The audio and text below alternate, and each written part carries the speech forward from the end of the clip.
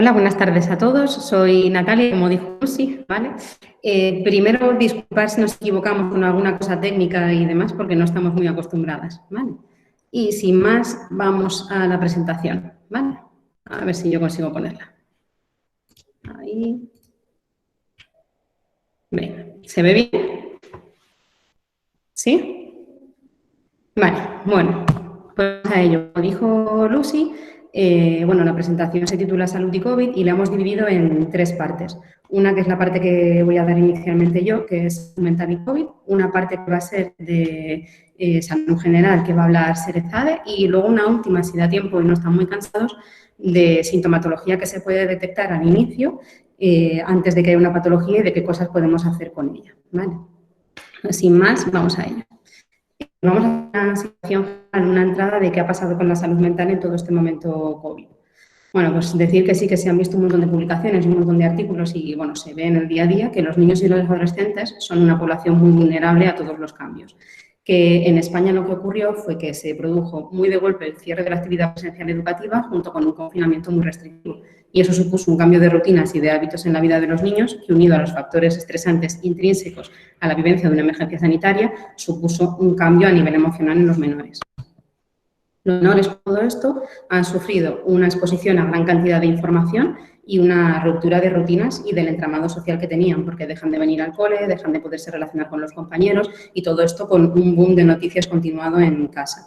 A esto se añade los cambios que ha habido dentro de los propios domicilios, el teletrabajo, el desempleo temporal, la enseñanza en casa, la falta de un contacto físico, y esto ha supuesto una dificultad a la hora de acostumbrarse porque es muy difícil para ellos. Yo todavía recuerdo al pequeñito, cada vez que íbamos a ver a la abuela por la azotea, primero preguntaba si podía ir a dar un abrazo. Entonces, bueno, había que ir compensando un poco con hacer más caricia y más cariño desde casa.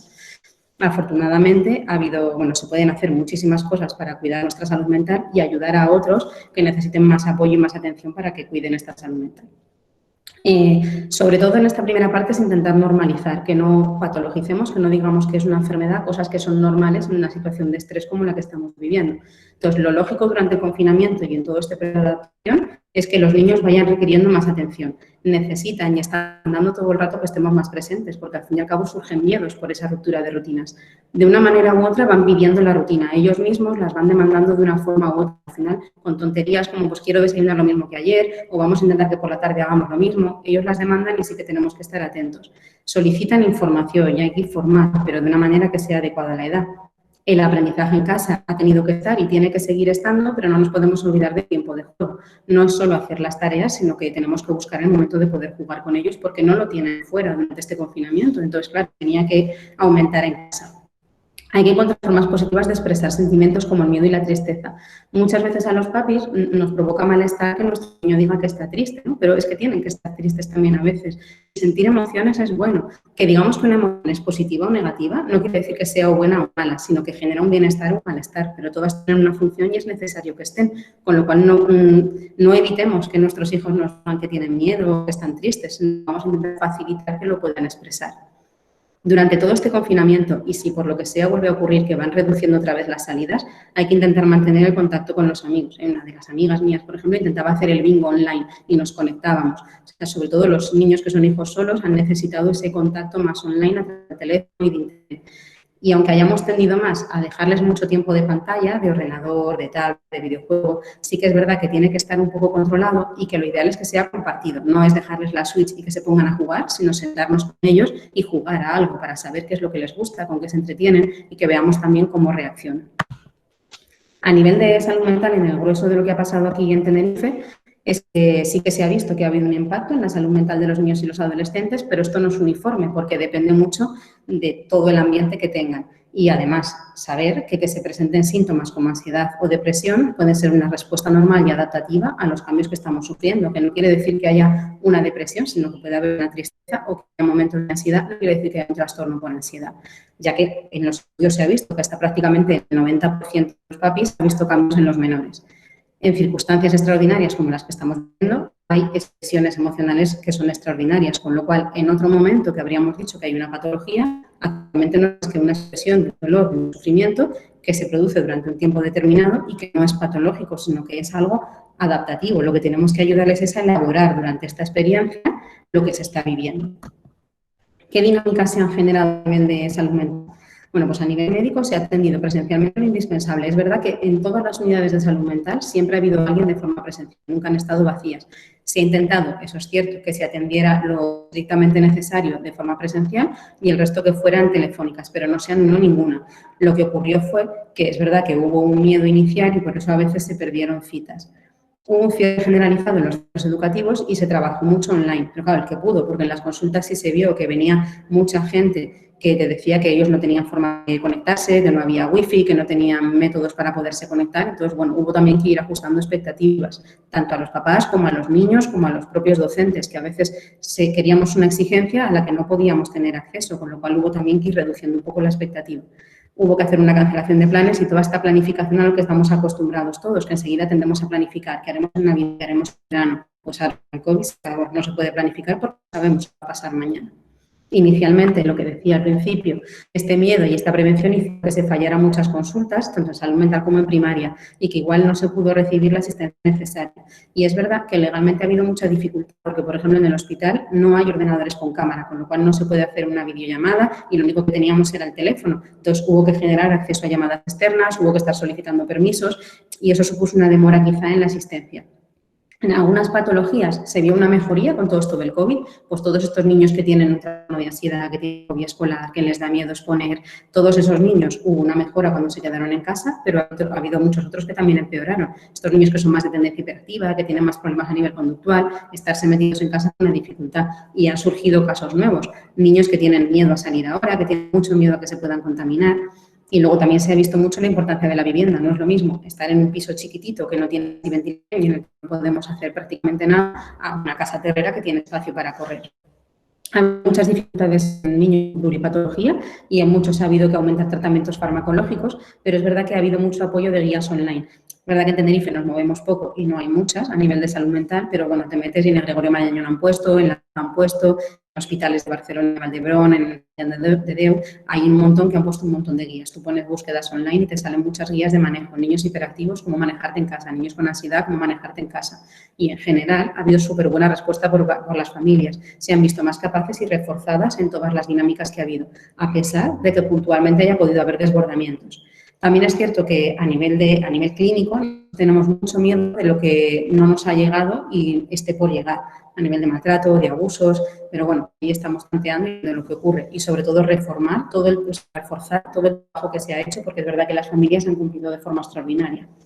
Ha habido un cambio de paradigma. Esto significa que a nivel asistencial se ha visto que hay muchas cosas que se hacían de forma presencial que las vamos a poder hacer vía telefónica y que hay que trabajar en intentar hacer un trabajo más de tipo telemedicina, de poder salir de la consulta, de ir a domicilio o de hacer intervención por teléfono.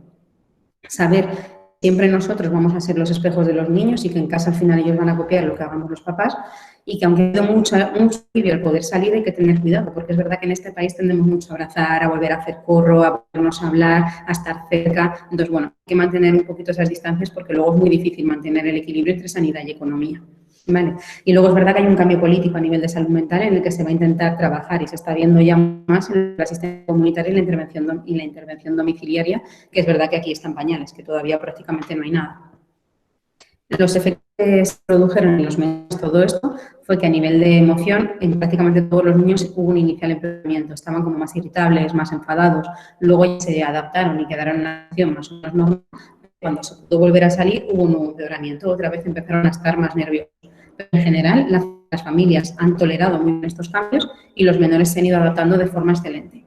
Lo más frecuente que ha surgido es la ansiedad y la tristeza, pero recordar que los niños no es como los adultos. Cuando un niño está nervioso o está triste, generalmente no te dice esto. Lo que está es enfadado, se enfada más rápido, está más irritable, salta, se comporta peor. Y generalmente ahí es donde tenemos que detectar si hay ansiedad o hay tristeza.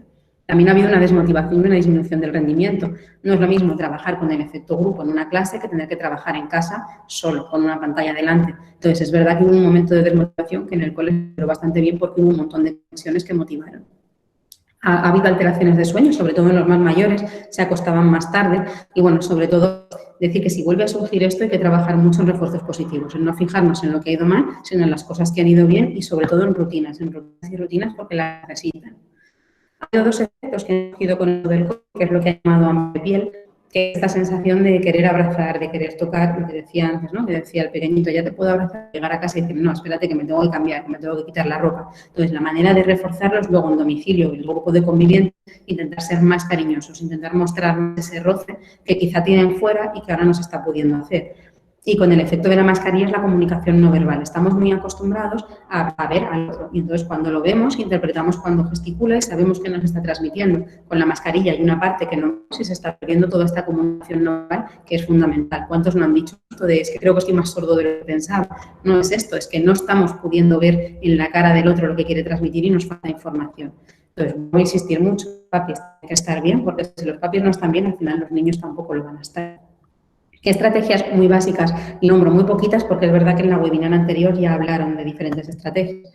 En general, intentar crear un entorno cálido, seguro y afectuoso. Los papis tenemos que estar atentos y disponibles para los pequeños. Por muy cansados que estemos, tenemos que buscar ese momento de poder compartir. Y no es escuchar, de preguntarle qué has hecho, cómo te va, sino escuchar atentamente. Esto quiere decir, yo me siento, dejo el móvil, dejo lo demás, es un tiempo para ti, en el que te dejo hablar desde un principio hasta un final, sin interrumpir, para ver cuáles son los miedos, cuáles son las dudas, cuáles son los sentimientos que tienes, incluso con el COVID, con una actitud que sea comprensiva, sin hacer un juicio. Esto que hacemos muchas veces de, esto es una tontería, que no te preocupes. En vez de eso, vamos a intentarles validar la emoción. Yo entiendo que te preocupes, pero... Vale, vamos a darles ahí una explicación sin entrar en un juicio de que la emoción no es importante, porque para ellos sí que lo es. Y no dejar caer todo un peso en lo que dicen, sino cómo lo dicen. Los niños expresan muchísimo con los gestos y con la cara. Pues no solo lo que me están diciendo, sino cómo lo están transmitiendo. Y vamos a intentar responder a todas las preguntas. Responder no es darles la respuesta exacta, sino que a veces es decirles no lo sé, pero hay que darles una respuesta. Y siempre con palabras que puedan entender y evitando tender a la mentira. Vamos a intentar decir la verdad. Si me preguntan, ¿me voy a infectar cuando salga? Pues ya no lo sé. La probabilidad será baja si cumples las medidas, si haces esto, si haces aquello, pero no les podemos decir una mentira de que seguro, ¿no? Porque no lo sabemos. Es imprescindible que hagamos a los niños partícipes de toda la situación, porque al final la información les llega. Si no es en el cole, es con un amiguito, es con un vecino, la información les va a llegar. Entonces, más vale que llegue la información por nuestra parte, que somos sus puntos seguros y que les podamos explicar qué medidas de seguridad tenemos que adoptar. Siempre con tranquilidad y con calma. Si un día estamos mal y estamos muy nerviosos y estamos muy agotados, tenemos que saber que ese día estamos mal, tomarnos nuestro tiempo y poder después acercarnos a los pequeños. Yo siempre digo que los niños ya bastante mala noticia tienen como para ponernos un montón de veces el telediario, ver los 4 telediarios, 5 al día, ponernos la radio todo el rato. Yo creo que tener información básica de un sitio seguro y siempre confrontando información y ya está, no tenemos que avasallarlos con un montón de noticias. Insisto en dedicar tiempo a los niños, aunque estemos cansados, hay que buscar un espacio. Y en el tema de las pérdidas, aquel que haya tenido el tema COVID, yo creo que es importante que los niños sean partícipes. El tenerlos aislados cuando hay una pérdida retrasa al final la recuperación. Ellos también necesitan despedirse. Eso no quiere decir que haya que llevarles al tanatorio, que haya que llevarles al duelo, que a lo mejor sí, depende de lo que ellos demanden, pero sí hacerles partícipes, no engañarles, no decirles que no son metas. Y con esto, sí, 4 cosas generales. Os paso ya con Serezade, que os va a explicar más la parte orgánica y lo dicho, si da tiempo, luego volvemos un poquito a sintomatología que hayamos podido detectar. ¿Vale? Que la charla la dividió en 2 partes, un poco explicando el protocolo en caso de un positivo que aparezca en el cole y por otro lado, pues, un poco intentar diferenciar entre los síntomas habituales pues, de un catarro, una gripe y el COVID, ¿no? La comunidad científica está realizando grandes esfuerzos para incrementar el conocimiento sobre el SARS-CoV-2, que es el nombre científico que se le da a este virus, conocido por todos como COVID-19. Y en la actualidad se disponen de datos más precisos de cómo se comporta el virus en la población infantil. En este sentido, un estudio de Hospital de San Juan de Dios de Barcelona ha observado que cuando los niños se exponen a una fuente de infección, tiene una tasa de infección similar a los adultos, en torno a un 17%, y que más del 99% de la población infantil pasa la enfermedad de forma asintomática o con síntomas bastante leves. Por otra parte, datos observacionales de diferentes países a estas alturas han mostrado que la reapertura de los centros educativos no se está asociando a importantes aumentos en la transmisión comunitaria, y eso es una cosa bastante importante que tranquiliza porque sí que es verdad cuando hubo todo el cierre, en el momento de volver a empezar el cole y sigue siendo, ¿no? Pero un poco esa incertidumbre de qué va a pasar, pero van pasando los meses y bueno, parece que los estudios indican eso, que no está habiendo importantes aumentos en la transmisión. Que los casos que puedan surgir en el colegio, evidentemente, surgen porque pero son sobre todo por contactos con sus familiares y no de transmisión dentro de los centros escolares. Antes de empezar a hablar del protocolo, cuando aparece un caso en el cole, explicar un poquito cómo se diagnostica la infección por coronavirus. En la actualidad se recomienda hacer una prueba a todos los casos que tengan síntomas de sospecha de estar infectados o a personas que han estado en contacto estrecho con un caso confirmado. Un caso se confirma con una prueba de detección de infección activa positiva, que lo vamos a llamar PDIA, lo vamos a ver en la presentación con esas siglas. Se considera contacto estrecho a aquella persona que haya pasado más de 15 minutos en contacto con un caso confirmado y que haya estado a menos de 1,5 metros de distancia. Actualmente tenemos dos tipos de pruebas de detección de infección activa, la PCR, que es a lo que estamos más acostumbrados a escuchar, y el test rápido de detección de antígenos. Hasta hace 2 semanas, por lo menos la sanidad pública, que es donde yo trabajo, solo disponíamos de la PCR, pero ya les digo, 2 semanitas ha entrado en el protocolo también el test rápido de detección de antígenos, y ahora les voy a indicar las ventajas de una y cuándo se utiliza una o la otra. Las dos se realizan de la misma forma, metiendo el bastoncillo por la boca o la nariz, aunque actualmente aquí se está haciendo por la nariz, y si el resultado es positivo, pues indica que la persona tiene el virus en ese momento y que está pasando la infección de forma activa, aguda en ese momento. PCR significa reacción en cadena de polimerasa, es una técnica de laboratorio y sirve para nos detecta que hay material genético del virus en nuestra secreción nasal, en este caso. El resultado de la PCR tarda unas 24 horas. El test rápido de antígenos detecta también proteínas del virus en nuestro cuerpo y se basa en una técnica rápida de una reacción química. El resultado aparece en un kit con líneas de colores muy parecido a los test de embarazo o a los test que hacemos para detectar amigdalitis bacteriana, que los tenemos en la consulta para descartar cuando en una amigdalitis hay que usar antibiótico o no. Y la ventaja que tiene este test es que el resultado lo tenemos de forma casi inmediata, en 15-20 minutos, y eso ahorra también bastante en incertidumbre y demás. Tanto la PCR como el test antigénico no sirven para saber si ya se pasó la infección. Recordemos que son técnicas de detección de infección activa. ¿En qué casos se usa una y otra? Ahora que tenemos disponibles estas dos técnicas, el protocolo que tenemos en sanidad es utilizar el test rápido cuando detectamos niños con síntomas hasta 5 días, que lleven con síntomas hasta 5 días. Cuando los niños llevan más de 5 días con síntomas, entonces se utiliza la PCR. Y para el estudio de contactos, de estrechos, también se sigue utilizando la PCR. El test rápido solo sería en caso de niños o adultos sintomáticos que llevaran menos de 5 días o menos de evolución de los síntomas. Entonces, entrando un poco en el protocolo, este protocolo así tan guay lo he conseguido en una página que es muy interesante, que se los comento porque tanto para el coronavirus está súper actualizada como para cualquier tema pediátrico. En la página Familia y Salud de la Asociación Española de Pediatría y Atención Primaria está muy bien para cualquier tema que quieran consultar y que está escrito por pediatras y totalmente fuente fiable.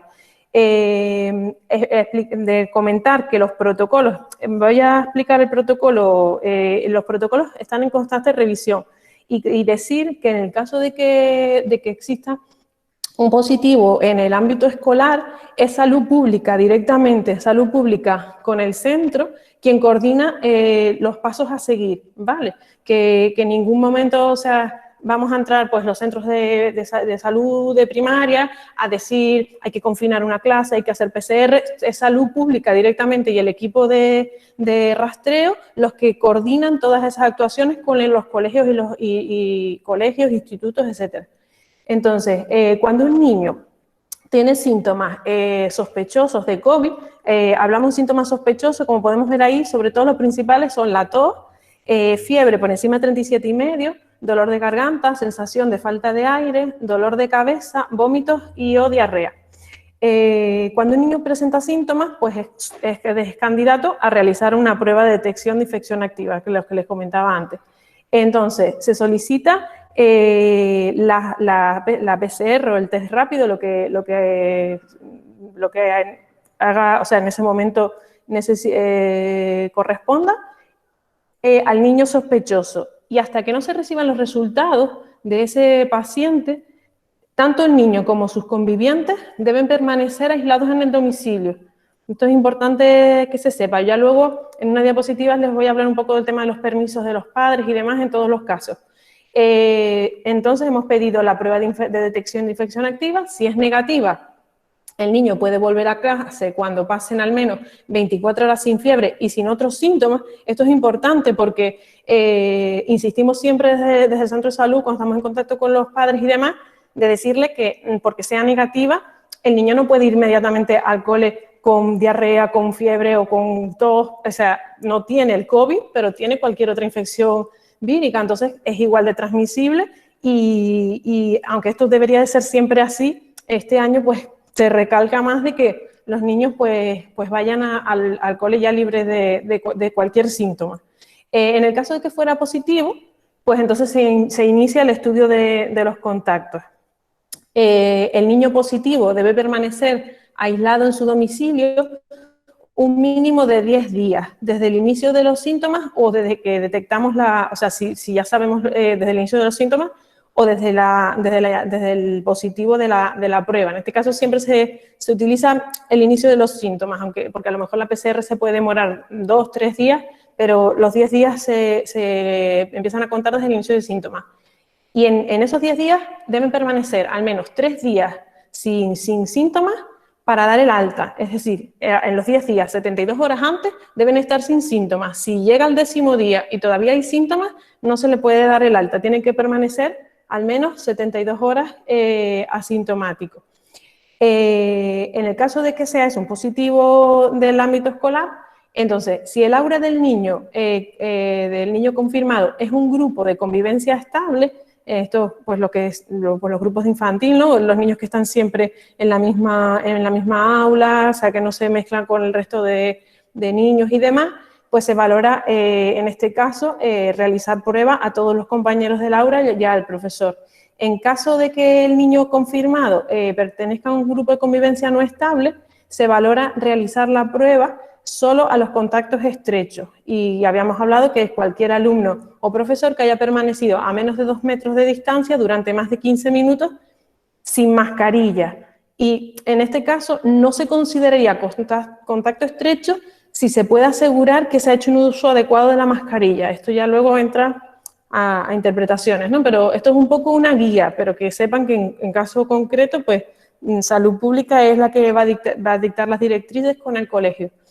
En el caso del transporte escolar, se considera contacto estrecho cualquier persona situada en un radio de 2 asientos alrededor del caso confirmado durante al menos 15 minutos y lo que decíamos, siempre que, salvo que se pueda asegurar un uso correcto de las mascarillas, que eso a veces pues también es complicado porque en algún momento pues a lo mejor los niños se la pueden quitar, lo que sea, que lo ideal no sería que no.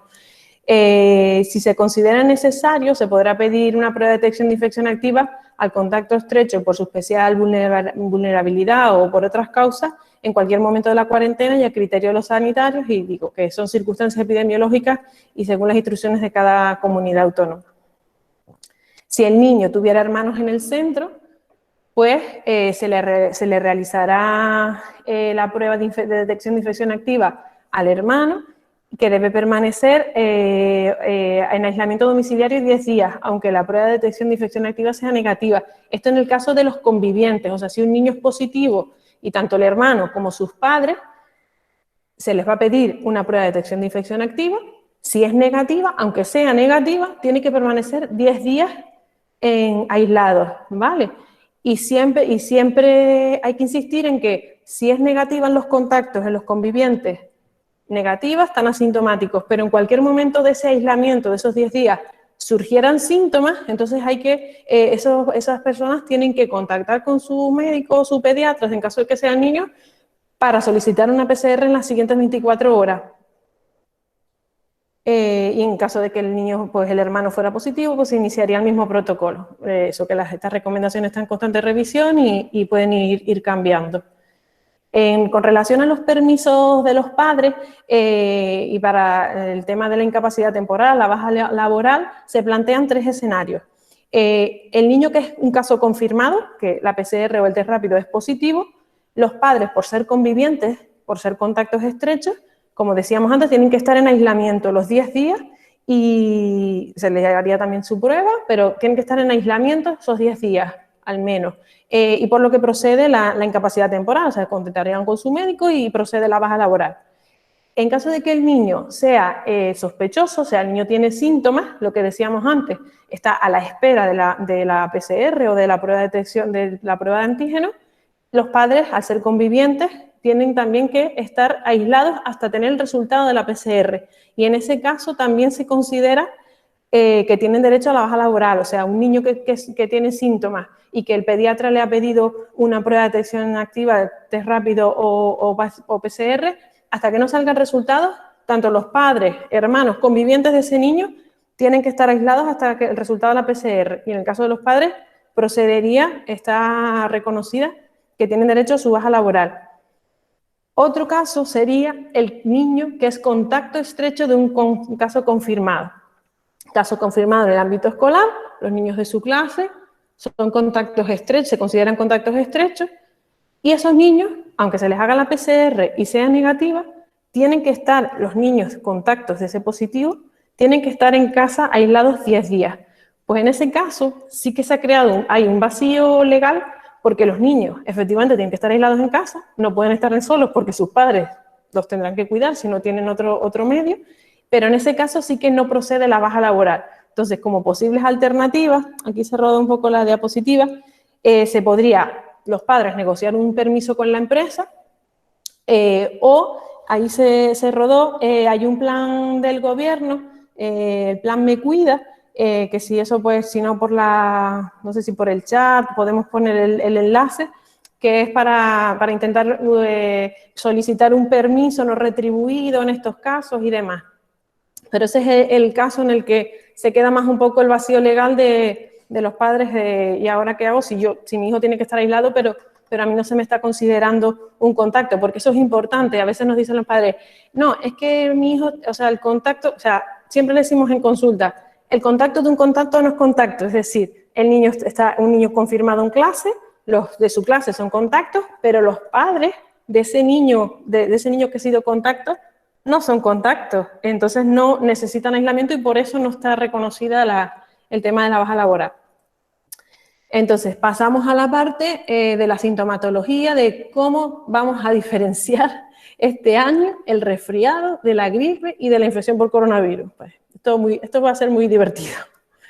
Estamos inmersos en plena segunda oleada y a las puertas del invierno, y es una época de catarros y gripe.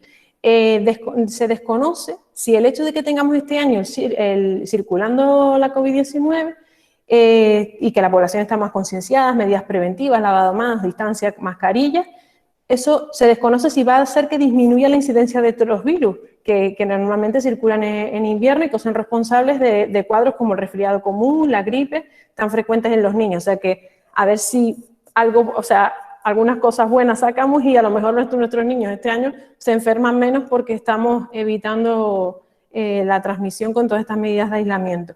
Dada la posibilidad de que los 3 cuadros coincidan en el tiempo, pues es importante intentar diferenciarlos, ¿no?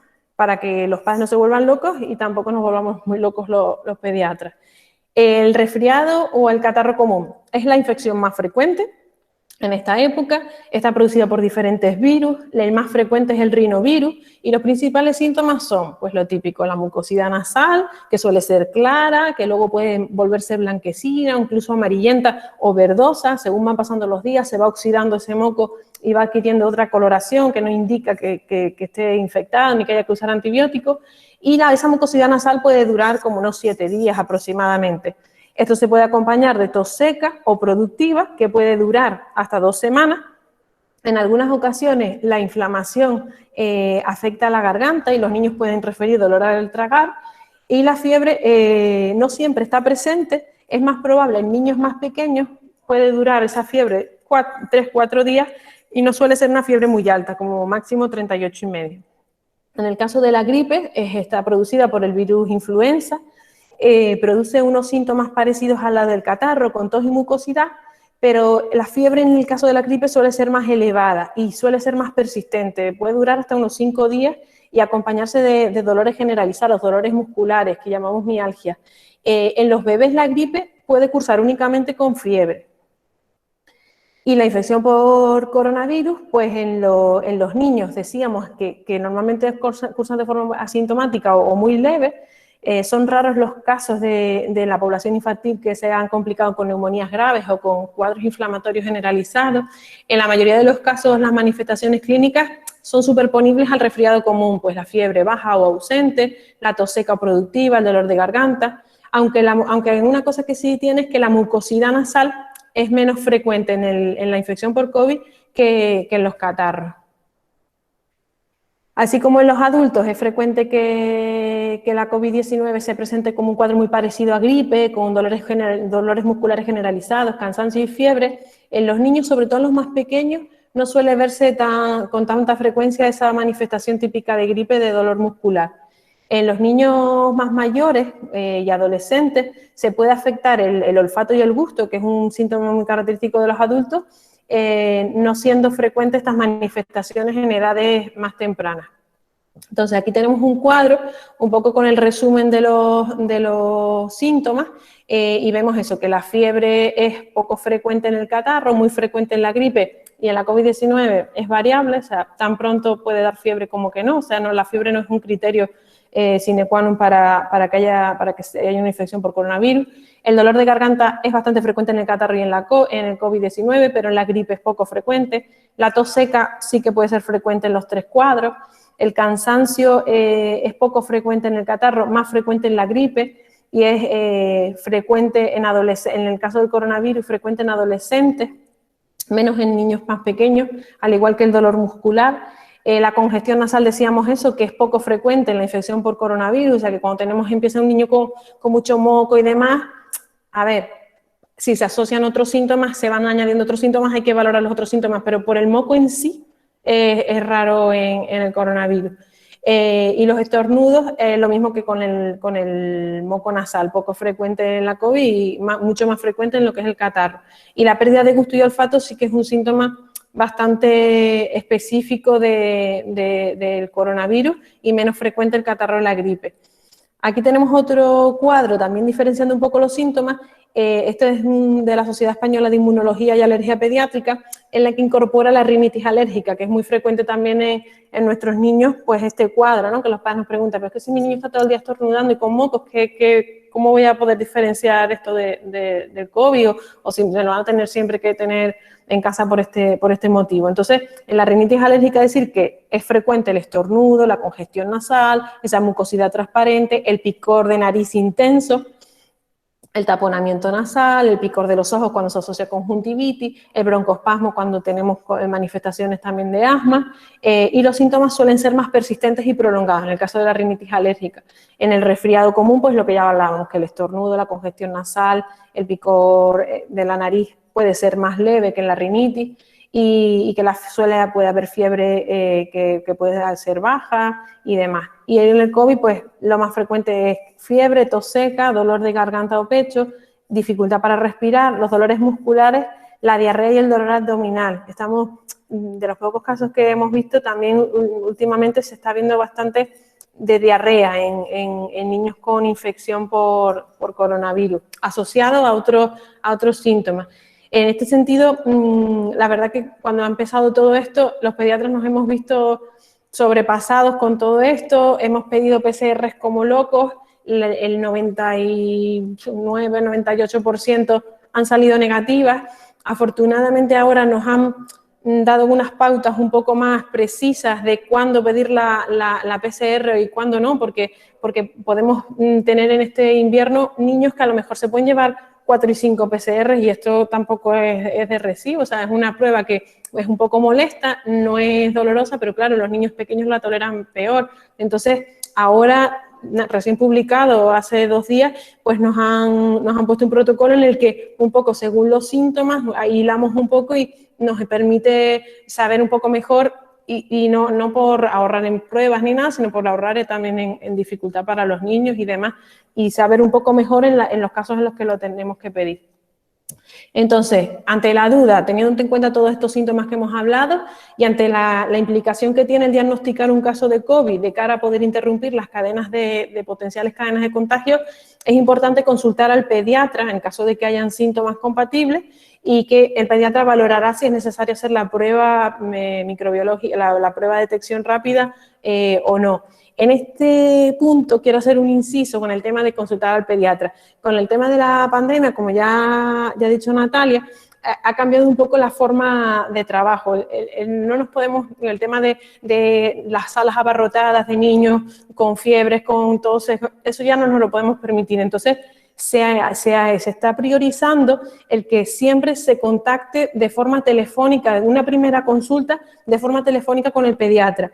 Intentar coger cita telefónica y ya luego valorar. Nosotros valoramos, o sea, decirle a los padres la tranquilidad de que tú cojas cita telefónica no quiere decir que nosotros no lo vayamos a valorar. Contactamos telefónicamente y ya valoramos qué síntomas tiene. ¿Qué hay que verlo? Pues entonces nos organizamos también a lo largo de la agenda durante el día para intentar separar a los niños que vienen sanos, recién nacidos, niños pequeños que vienen para vacunas y que están sanos, de niños que puedan tener síntomas compatibles con el coronavirus, que en este caso pues se ven una consulta específica, en urgencias, separados, ya les digo, de la población que venga pues simplemente a su revisión sanos y demás. Entonces, con esto creo que también se ha creado un poco de polémica, lo del tema de que si los centros de salud están cerrados, o sea, todo se está haciendo por intentar evitar pues, que el centro de salud en sí tampoco sea un foco de transmisión porque al fin y al cabo y es donde van a venir los niños adultos que están malos. Entonces, es por intentar organizarnos mejor y saber que en cualquier momento que pidan cita telefónica, en ningún momento quiere decir que no vayamos a verlos de forma presencial, sino es una forma de intentar, pues mira, pues tiene unos síntomas, no, pues mañana te vuelvo a llamar, no, pues tráemelo a tal hora y lo separo del que viene, del recién nacido que acaba de nacer y que viene a revisión. Las medidas preventivas para evitar todas estas enfermedades que hemos hablado, pues son las mismas, lavado de manos, la distancia social y la mascarilla. Y por eso pues, tenemos que incidir en la importancia de estas recomendaciones, que a estas alturas ya lo tenemos todos bastante claro, ¿no? La gripe, además, se puede prevenir con la vacuna que cada año tenemos disponible y con el objetivo de poder evitar la confusión entre casos de gripe y de COVID-19 y es importante que este año se vacune contra la gripe el mayor número de personas. Pero claro, en este caso, hacer un inciso, o sea, en la edad infantil, tanto en la edad infantil como en el adulto, la vacuna está reservada para grupos de riesgo con enfermedades crónicas y convivientes, personas sanas, pero convivientes con grupos de riesgo. Y aunque lo deseable sería vacunar a toda la población infantil o adulta, o sea, vacunar a toda la población y que todos estuviéramos lo más protegidos posible, no es posible y no se ve ahí porque se rodó la presentación por el número limitado de dosis, ¿vale? Y nada, eso era lo que les quería decir. De todas maneras ya sigue Natalia y si tienen alguna duda pues ya los vamos comentando, ¿vale? Vale. Bueno, primero explicar por qué hacer esto. Cuando Lucy nos dice de hacer una presentación para hablar por COVID, pues bueno, como psiquiatra y porque me gusta la salud mental y porque hay que hacer un trabajo en prevención, planteamos el poder hacer hablar de pequeños síntomas que pueden surgir y que quizá hayamos detectado con más facilidad, haber tenido los niños más en casa y hacer un inciso de distintas sintomatologías que podemos observar sin que haya que hacer una enfermedad y que podemos hacer. Así que no tiene que ver directamente con COVID, pero yo aproveché un poco y metí el tema que creo que puede ser interesante. Entonces, ¿qué ocurre, por ejemplo, si nos hemos dado cuenta de que a nuestro hijo le cuesta mucho prestar atención? Lo cual no quiere decir que tenga un trastorno por déficit de atención, sino que es un niño con dificultades atencionales, ¿vale? Cosas que podemos hacer para facilitar esa atención. Bueno, pues primero, lo básico es que el niño tenga que dormir bien. Si un niño no duerme lo necesario y las horas suficientes, durante el día va a ser muy difícil que se centre a hacer nada. Por eso también es importante que si hay problemas a nivel respiratorio se traten, porque un niño que respira mal por la noche descansa mal y también está más cansado. Que el ambiente familiar sea un ambiente tranquilo. Si hay un ambiente en casa en el que hay mucha discusión, hay mucho estrés, al final el niño también lo va a vivir, repercute en el rendimiento. que haya unas pautas educativas consistentes e iguales, que da igual que esté con la mamá, con el papá, con la abuela, que las pautas intenten ser más o menos las mismas. Evitar televisión previo a tareas que requieran concentración. ¿Por qué? Porque cuando tenemos a los menores delante de la tele o con videojuegos se produce una hiperestimulación. Al final lo que estamos es hiperalerta. Entonces, cuando queremos volvernos a centrar en una cosa, cuesta mucho más. Con lo cual, lo ideal es primero hacer la tarea que requiere atención y luego ya vamos a ver la tele. Hay que reducir el uso de videojuegos por este mismo motivo, ¿vale? Intentar que se juegue al aire libre porque es bueno que se oxigenen, porque es bueno que salgan, porque cuando la mente un poco se despeja, luego es más fácil que nos centremos. Intentar hacer juegos que favorezcan la atención, puzzles, búsqueda de errores, crucigramas, el juego este que son las cartas boca abajo y vas buscando parejas, todo ese tipo de juego funciona, pero se puede hacer desde la calle. A ver quién se acuerda de más números de matrículas, de ir trabajando, o a ver si os acordáis de cuántas señales de color rojo hemos visto. O sea, favorecer un poco que hagan juegos a nivel atencional desde chiquititos. Trabajar mucho en los cuentos y en la lectura. No hace falta que el niño sepa leer para intentar hacer que haya un cuento, que retenga información del cuento, mantenga atento mientras leemos el cuento, y esas cosas van a facilitar que luego la atención mejore. Y hacer actividades de lápiz y papel, de sentarse, pintar, dibujar. Si trabajamos un poquito eso, probablemente podamos prevenir patologías posteriores. Con alteraciones de conducta, insisto, alteraciones de conducta leves, no que haya un trastorno de conducta. ¿Qué podemos hacer? Bueno, pues lo primero es decir que las rabietas, las agresiones, las peleas, en general los niños aprenden, no nacen con ellas. Es verdad que hay una edad en la que necesitan tener esas rabietas porque tienen que aprender a gestionar la frustración y aprender a gestionar el algo económico.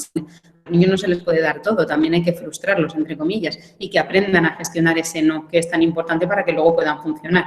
Pero es verdad que la manera en que enfrentan el no la pueden aprender. Si yo en casa veo que mi madre o mi padre, cuando algo no le sale, coge y lo tira al suelo, pues probablemente haga un aprendizaje y acaben haciendo lo mismo. Hay que evitar justificar a los niños. Esto es que se pone como la madre, o es que se pone como el padre, por eso grita tanto, o es que es imposible, él es así, es su personalidad o es su carácter. Vamos a evitar ese tipo de comentarios porque los niños lo interiorizan y al final se creen de verdad que no pueden cambiar. Evitar los etiquetajes y las interpretaciones precipitadas. Es el movido de la clase, es que es la oveja negra, no le pases ni una. O sea, ese tipo de comentarios al final a los niños también les afectan y queda una etiqueta que no es real. Porque hay que describir claramente la conducta. O sea, el niño se porta mal, no sirve. Porque el niño habrá hecho tal cosa y habrá sido por tal otra. Pero hay que intentar un registro y usar las conductas. Porque es que siempre pasan las cosas por algo. Otra cosa es que no detectemos el porqué, pero es bueno que reanalicemos todo lo que ha sucedido y que hagamos un esfuerzo de observación y de registrar para poder entender la conducta. Las conductas de los niños al final van a depender también de las consecuencias que deriven de esas conductas. Entonces, todo acto tiene una consecuencia. Lo que pasa es que tenemos que poner atención a las inadecuadas, pero también a las adecuadas. Muy pocas veces se hace refuerzo positivo. A un niño que ha hecho muy bien la tarea se le dice bien y ya está. Y en cambio, si lo hace mal, estamos encima y venga, tumba que dale, que es que esto lo haces mal, que no puede ser. Entonces, también intentar forzar un poco más, prestar atención a las cosas positivas.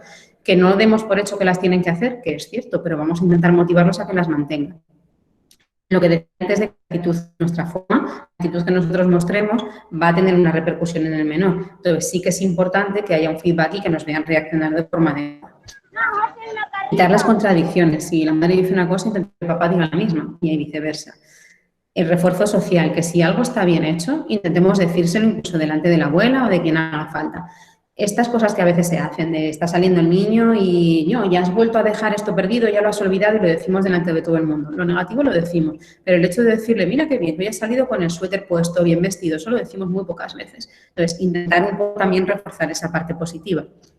Trabajar con el refuerzo positivo suele ser más eficaz que hacer refuerzos negativos. Entonces, yo qué sé, con los chiquititos, el hacer un sistema de puntos, el decirle, pues si consigues hacer todo esto, al final de la semana voy a comprar o voy a cogerte esta pegatina o nos vamos a dedicar a hacer este dibujo que querías hacer y me voy a sentar contigo a hacerlo. El hacer algo positivo sirve mucho más que pues ahora te quedas sin lo que sea.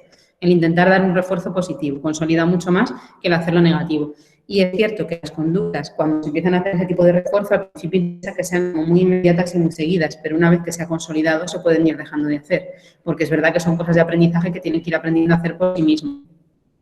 No hacer las actividades por ellos. ¿Cuántas veces no cogemos la mochila y la llevamos porque el niño no puede, porque está cansado? Si son más jóvenes que nosotros, aguantan mucho más que nosotros. Que lleven su mochila, que hagan su media mañana, que calienten la leche. Hay que ir dejándoles hacer las cosas porque si al final lo hacemos nosotros no van a aprender. Y sobre todo con los adolescentes. Lo típico de estoy desesperado, es que no me hace ni caso y no hace el cuarto y al final entro yo y lo hago. son listos, si me lo haces tú no lo voy a hacer yo y al final van aprendiendo, entonces hay que dejarles hacer, aunque no lo hagan tan bien como nosotros queramos, al final aprenderán. Y los niños, lo he dicho, aprenden por imitación incluso con las emociones, entonces depende de cómo reaccionemos nosotros, al final ellos también van a reaccionar. Y siempre intentar mantener la actitud serena. Hay que intentar darse cuenta de cómo está uno antes de intentar tratar a los niños, porque si yo vengo muy nerviosa o muy irritada, de una manera u otra lo voy a transmitir. Y no pasa nada por decirles, mira, yo estoy de mal humor, he tenido un mal día y es verdad que si me decís algo voy a saltar antes y quizá hoy os conteste peor. Y se les avisa y se les dice, ¿vale? Las alternativas cuando hay una conducta inadecuada. Bueno, pues sobre todo cuando hay una conducta que es muy inadecuada, entrar en un choque de carneros, de es que esto está mal, entonces me empieza a gritar y yo sigo, no vale para absolutamente nada. Entonces lo ideal es parar, ¿vale? Intentar parar en ese momento, ir a otra cosa y luego volver, ¿vale? Y prestar atención a las conductas deseadas. Por ejemplo, niños que comen mal. Si un niño un día ha comido bien y ha terminado, vamos a reforzar lo que bien has comido, qué contenta estoy, pero no vamos a estar diciendo ya podías hacerlo todos los días, ya lo podías haber hecho ayer, porque al final entonces pierde esa ganancia de refuerzo positivo. Tirar otras recompensas. Si estamos, o sea, no sirve, si yo te he dicho, si tú consigues venir a casa sin hacerte pipí, me voy a sentar contigo a hacer este dibujo que tanto te gustaba, si luego se porta mal porque me grita, no le voy a decir ahora no lo hacemos, porque esa recompensa ya estaba pactada en esta actitud. Entonces vamos a hacer otro tipo de consecuencia, pero no esa, ¿vale? Trabajar el tiempo fuera, esto es, cuando estamos en una actitud en la que entramos en este choque de trenes, vamos a parar, vamos a un sitio seguro, le transmitimos, mira, vas a quedarte porque ahora no podemos hablar y cuando vamos a hablar, volvemos. Pero vamos a intentarlo dejar no indefinidamente y sin que lo sepas, no, mira, vamos a estar aquí, tú cuenta hasta 10 y luego ya vuelvo, ¿vale? Y se empieza en ese momento, pero cuando estamos con la ansiedad disparada es imposible. Cuidado con los castigos, porque es verdad que muchas veces decimos, pues te dejo sin tele, ¿cuándo? Hasta que se me olvide. Pues no, al día siguiente le vas a dar la tele. Entonces vamos a intentar que sean castigos que podamos mantener y lo ideal es que sean compensatorios. Si yo le puedo decir que me va a limpiar el coche, mejor que si le digo te vas a quedar sin, yo qué sé, este libro que te gusta tanto. Vamos a intentar que sean cosas compensatorias. Las consecuencias o castigos no tienen que ser dañinos. Esto que a veces dicen, es que no le importa si le quito todo, da igual. Lo importante es que haya una consecuencia, que haya un aprendizaje de que si yo hago algo mal, aprendo que hay una consecuencia. Si creemos que no le importa, porque es una creencia, generalmente sí importa, da igual. Yo no pongo una consecuencia para dañar, no tengo que ir a quitarle lo que más le duele. Lo que tengo que conseguir es que aprenda, ¿vale? Generalmente lo recomendable es que aprendamos a cambiar el escenario. Si hay una discusión en la cocina, intentar parar, me lo llevo, voy a otra habitación, voy a otro cuarto, cambio el contexto, porque a nivel de comunicación influye quién comunica, quién recibe, cómo es el mensaje y dónde se hace. Si no puedo cambiar otra cosa que el contexto, lo cambio, me voy de donde estoy. Y realizar contratos, sobre todo con los más grandes, intentar negociar, ¿vale? Llegar a negocios, llegar a acuerdos, hacer contratos por escrito, no es ninguna tontería, sirven y de verdad al final son efectivos. Y sobre todo trabajar desde el ejemplo. Si queremos que una conducta en nuestros hijos sea adecuada, vamos a intentar hacerla nosotros también. Con las alteraciones alimentarias, 3 cosas muy básicas. Para evitar obesidad, cuando vemos que los niños están empezando a ganar peso y demás, cosas son fundamentales hacer desde el principio. Intentar no usar las noches como recompensa. ¿Vale? No imponer la norma de dejar siempre el plato limpio. No pasa nada si se dejan algo y están llenos, ¿qué más da? No hablar sobre alimentos malos o alimentos prohibidos, sino de alimentos que son más nutritivos, por ejemplo, ¿vale? Pero no estar hablando de los prohibidos. Hacer ejercicio, súper importante que los niños hagan ejercicio. Tenemos que enseñarles a que dar tiempo a todo y una parte es hacer ejercicio. Limitar tiempo de pantalla, sobre todo para evitar el sedentarismo y hacer una dieta nutricional adecuada. Desde el Centro de Salud, la propia enfermera nos puede dar, hay un montón de dietas que nos pueden facilitar. En los niños que no comen, lo ideal es establecer un ritual. Vamos a intentar que sea el mismo sitio, el mismo lugar donde vamos a comer, más o menos que sea una especie de ritual cuando vamos a comer. Que la comida la vivamos como un momento agradable, que no lo asociemos con un momento de batalla campal, sino como un momento de vamos a hablar y mientras hablamos intentamos que coma. No picar entre las comidas, fundamental. Vamos a intentar que llegue con hambre. Si le estamos dando de comer antes de tiempo, al final no va a servir y va a seguir sin comer. Ofrecer cantidades pequeñas. En los niños malos comedores, que se llaman, ¿no? Hay que intentar darles cantidades pequeñitas. Si ven mucho plato, van a hacer una negación directa. Y no forzar a comer. Insisto en el no obligar. Si no come, no comió. Somos papás, no somos policías ni estamos castigando todo el rato. Si comes, no vamos a estar metiéndole la cuchara a la garganta porque acabará vomitando y va a acabar llorando y va a establecer la comida con un momento que es desagradable, que es precisamente lo que no queremos. Evitar refrescos porque al final llenan y no son nada adecuados. Evitar distracciones en el momento de comer, de cenar, de desayunar. Vamos a intentar no poner la tele, no poner, si ponemos radio, pues a lo mejor que sea, yo que sé, algo que quede de fondo, pero que no sea una distracción para que el niño se me quede perdido mirando la pantalla y no esté a lo que está. Limitar el tiempo. 45 minutos, una hora máximo para...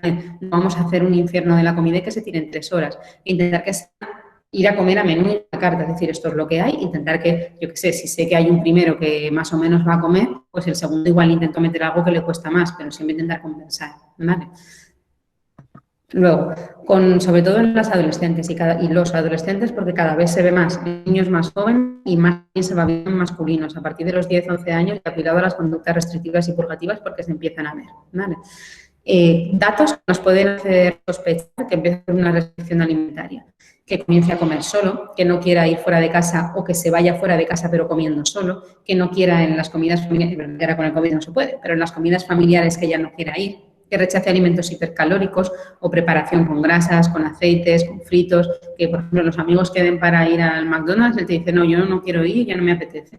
Que discuta o vaya regateando las raciones que tú sirvas y eso es mucho, también que trocee mucho alimentos, que beba mucha agua y en mucha cantidad, tanto antes como durante las comidas, que visite con mucha frecuencia el baño, sobre todo después de las comidas, que prefiera alimentos light, que vaya buscando chicles o caramelos sin azúcar para ir entreteniendo la comida, que muestre interés por el contenido de los alimentos o la preparación, que empiece a mirar mucho etiquetas, que empiece a preguntar mucho cómo se preparan las cosas o que empiece a realizar mucho más ejercicio físico, en especial a solas o a escondidas. Cuando empezamos a detectar cosas de estas y empezamos a ver que hay una bajada de peso, vamos a hacer que suenen las alertas y vamos a llevarlo al pediatra.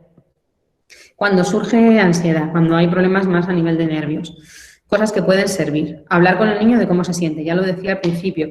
Hablar con el niño no es preguntarle qué te pasa, qué te sucede, por qué estás nervioso. Eso no es hablar, eso es hacer un cuestionario, ¿vale? Lo que hay que hacer es intentar generar momentos de comunicación sin forzar a los menores y hablando de otras cosas, al final surgirá la preocupación y empezarán a hablar de la ansiedad que sienten. Actuar como modelos de conducta y afrontamiento, poner ejemplos. Yo me he puesto muy nerviosa ante esto, yo he hecho esto y me sirvió esto otro. Intentar que ellos lo vean como modelos. Demostrar nuestros propios sentimientos. No pasa nada por decir, hoy tengo una charla y venís a un flan. No pasa nada y se puede decir. Y los niños lo ven y entonces saben que ellos también lo pueden sentir y que no es algo prohibitivo.